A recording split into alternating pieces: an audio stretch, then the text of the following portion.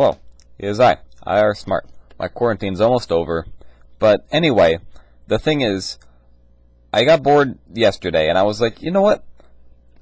I'm gonna look up the original Episode 9 script, because, yeah. So basically, I think I've expressed it before, but I really do despise Star Wars Episode 9, The Rise of Skywalker. I think I've probably explained some of my points. You know, I love Rey. Rey is like one of the few redeeming qualities, in my opinion. But other than that, I don't really like the sequel to it. I think they brought back Palpatine just to kill him, and then, you know, that because, we can't have like the First Order or Kylo Ren as the bad guy. No. We have to have one bad guy that we can just easily have the main character kill off, and then everything's perfect and fine and happy. Yay! Now we're gonna bring back, Kylo Ren's gonna be there, but we're gonna bring back a bunch of nostalgia. We're gonna have big old Star Destroyers. We're gonna have Palpatine. We're gonna have like super lasers that blow up planets. We're gonna have Lando come back. We're gonna have all this nostalgia just to please the audience, and so that we can get a ton of money off this movie. There was no love or care put in Episode 9. However, that wasn't always the original plan. The original plan, back when Force Awakens came out, was to have J.J. Abrams do 7, Rian Johnson do 8, and Kevin Trevorrow, I think that's his name, I don't know, do Episode 9. And he did Jurassic World Fallen Kingdom, which I don't like. So maybe it's a good thing he didn't get his movie, but his script was weird, man. It was really weird. And just kind of weird. Like, the script actually came out, like, earlier this year. It came back in February. But this totally missed. I didn't see this. No one told me about this. I only just found out now that the script was released to the public. So you've probably already heard of it or seen something about it. But I was just like, you know what? I want to talk about it, because it's really interesting. There's a lot of parts of it I actually kind of like. And some things I wish Rise of Skywalker would have done. So, it was originally going to be called Star Wars Duel of the Fates. Which I think is weird, because that's the name of, like, Duel of the Fates, the song in The Phantom Menace, where, Darth Maul and all that. So, I don't know why that was going to be the name. It makes more sense than The Rise of Skywalker, because, like, all the Skywalkers are dead. What do you mean they're rising? Anyway, the thing with this movie called Duel of the Fates, it's really interesting. Because Star Wars Episode 7 is just kind of like a baseline sort of thing. Star Wars Episode 8 is more looking deeper into what Star Wars is, and more Rian Johnson's interpretation of that, and whether or not you actually agree or disagree with that, that's the whole thing about 8. It was so controversial because it took a different view on Star Wars. Star Wars Duel of the Fates, Episode 9, would have done the same thing, but kind of just concluded it in a way that makes sense, instead of just, yay, Palpatine's dead for the second time. I'm sure he's totally dead this time, guys. Yay. So, I don't know, I feel like it would have, the way it was written would have rounded off in a way that actually kind of made sense. But it still would have been weird, don't get me wrong. So let's just get right into this thing. I'm not going to read you the entire script, it's like however many pages long. But there is some cool concept art. I would encourage you to go look it up if you're interested. So it's really weird. Like, the movie starts off, and they describe how the First Order has taken over, like, the whole galaxy. Like, entirely. Which is weird, because in actual Episode 9, it's just like, oh yeah, there's a final order. They kind of exist. They have Star Destroyers. Whatever. You don't really need to know about who's in control of the galaxy. You don't need to worry about that. No, they straight up, in the original Duel of the Fates script, they were like, yeah, so the First Order has a big old building on Coruscant, like from the prequels, which is really cool that they bring back Coruscant. And I really wish they would have done that, because Coruscant with updated, like, modern graphics would be amazing. Oh my goodness, if they could do the special effects on that. But anyway, I digest. So there's gonna be the First Order on a big old building on Coruscant, and they control the entire galaxy. Like, they would have had a Star Wars guillotine with, like, a lightsaber blade as the blade. Like, that's cool. And they would have had, like, Captain Phasma executing people and stuff. It would have been crazy and, like, kind of dark, actually. So it would have been really interesting. It would have showed, like, the First Order is in total control now. They have all the power. And it would have started off with the Resistance sneaking around and, like, starting rebellions and stuff and trying to rise up against this huge power. And also there would have been a whole subplot with, like, some kid living on the street in Coruscant. It doesn't really matter. If you want to look into it, you can look into it. But it's pretty insignificant. But anyway, there was this whole thing. There was this sneaking around, and bam! All of a sudden, here's Rey. New double-bladed lightsaber. She would have had a double-bladed lightsaber That would have been perfect. I'm so mad that they didn't do this. Like, literally, since Force Awakens, I was like, they're gonna give her a double-bladed lightsaber, right? It just makes sense. Because in The Force Awakens, she has her staff, and she fights with that. Notice how she holds her staff in the middle, like how you hold a double-bladed lightsaber? It would have made perfect sense, but no. Anyway, I just think that would have been cool. So, you know, Rey has a double-bladed lightsaber in this movie. You know, she beats up stormtroopers and whatnot with this. It's cool. However, we just get to a point where they're just doing stuff. This is the start of the movie.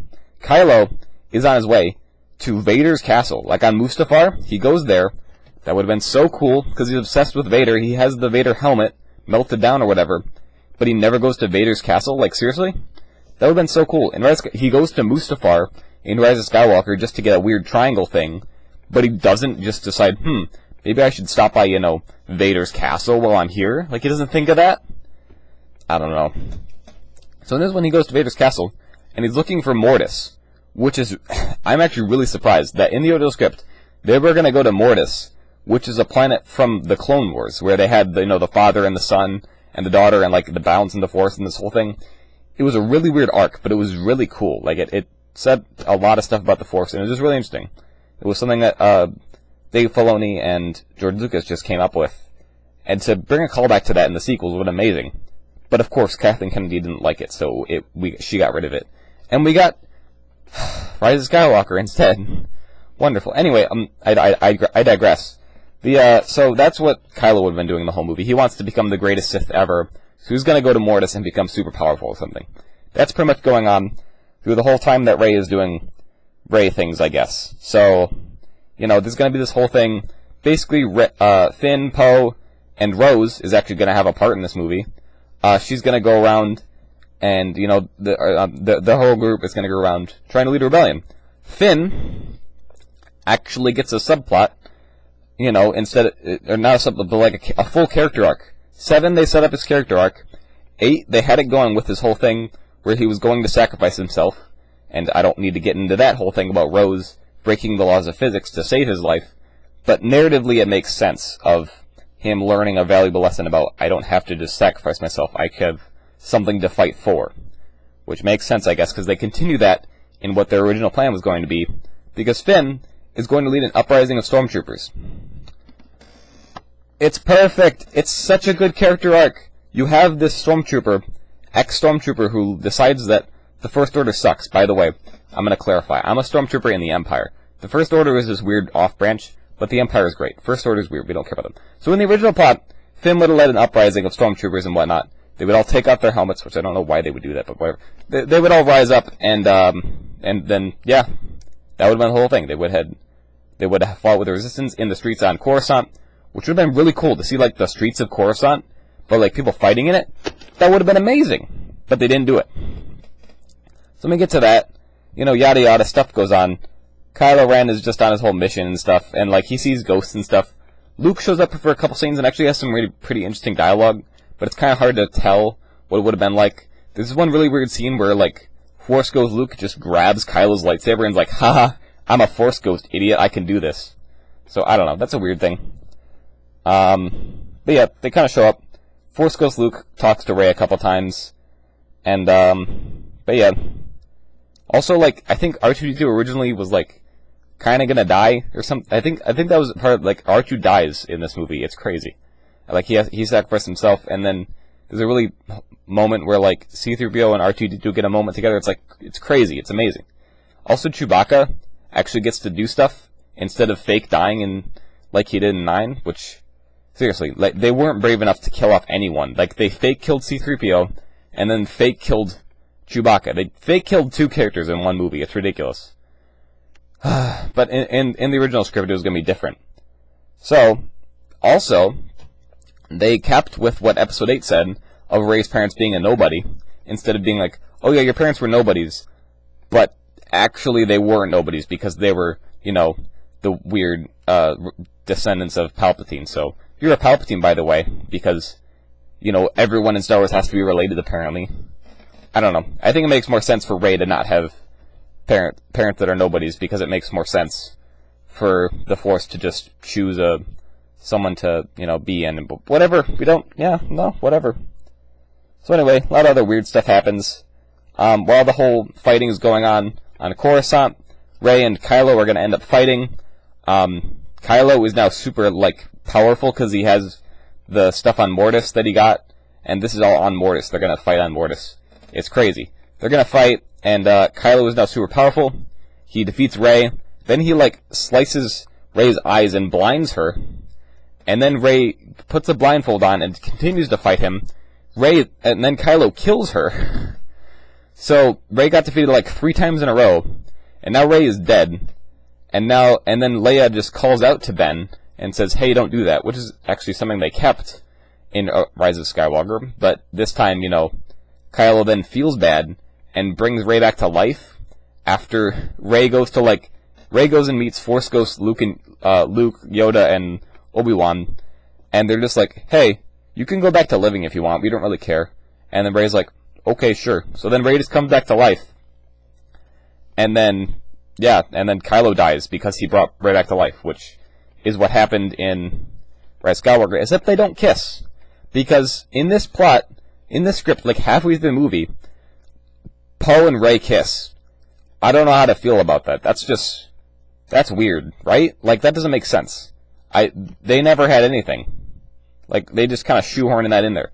Rey and Kylo, I kind of get. I still think it's stupid that they just put that at the end of 9. It doesn't make any sense. Like, seriously. Like, why? I don't get it. So, we're just gonna forget about that happening. Basically, in this script, Ben dies, and he tells Rey that her last name is Selena, or something. Like, Rey Selena. I don't know. It's better than Rey Palpatine, but still. I don't know. So anyway, that's her name now. And now at this point, the Resistance has successfully saved the galaxy. There's a really cool scene. Apparently, Hux, sees that the Coruscant is being taken over. He actually, stabs himself with a lightsaber and commits seppuku, I think it was. I don't know if I pronounced that right, sorry. Basically, he stabs himself with a lightsaber. And it would have been this really cool scene. But whatever, because, he's defeated and stuff. Hux would have actually had a part in this movie instead of just being the spy, which is the dumbest plot ever. Anyway, so there's not much left in the movie. Basically, now Poe and Chewie are like, we gotta go find Rey, because Poe is in love with Rey for some reason. I don't like that. Anyway, they go off, and they find that Rey has started a new Jedi Academy, and she's training kids. Like Broom Boy from the end of Episode 8, because he kind of got forgotten in 9, so apparently he was going to end up doing something in the next one. What do you know?